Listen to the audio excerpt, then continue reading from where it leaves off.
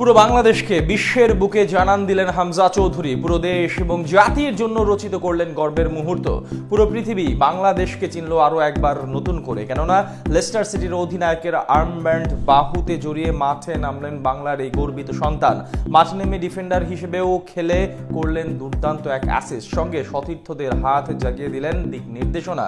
হামজা চৌধুরীর যে নেতা হিসেবে অনন্য অনবদ্য রাখলেন তারই ছাপ। লেস্টার সিটির অধিনায়ক হিসেবে মাঠে নেমে হামজার দুর্দান্ত নৈপুণ্যের বিস্তারিত রিপোর্ট।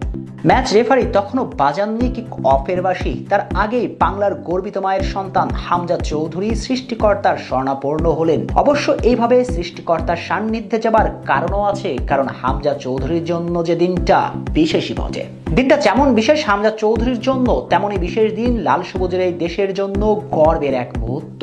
লাল সবুজের দেশের জন্য গর্বের মুহূর্ত রচিত করলেন সিলেটের সন্তান। ঠিক বাংলার কবি কুসুম কুমারী দাস প্রশ্ন জুড়ে দিয়েছিলেন যেভাবে, আমাদের দেশে সেই ছেলে হবে কবে, কথায় না বড় হয়ে কাজে বড় হবে।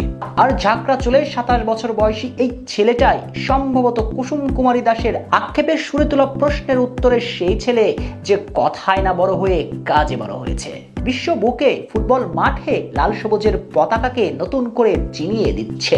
কেননা প্রি সিজনের ফ্রেন্ডলি ম্যাচে লেস্টার সিটির অধিনায়কের আর্মব্যান্ড যে ছিল তার বাহুতে ভাবা যায়। বাংলার ছেলে, ফুটবলের জন্মভূমি ইংল্যান্ডের ক্লাব লেস্টার সিটির অধিনায়ক হিসেবে মাঠে নেমেছেন। আবার প্রতিপক্ষ ছিল যেন তেন কোনো ক্লাব নয়, ইতালির ক্লাব ফিওরেন্টিনা, যে ফিওরেন্টিনাতে খেলেছেন অনেক রথী ফুটবলাররাই। এমন ম্যাচে অধিনায়ক হামজা চৌধুরী যদিও এদিন লেস্টার ক্যাপ্টেন একাদশে শুরু করেছিলেন রাইট ব্যাক হিসেবে, যেখানে দুদণ্ড প্রতাপের সঙ্গে খেললেন ফুটবল, রাখলেন লাল সবুজের মান।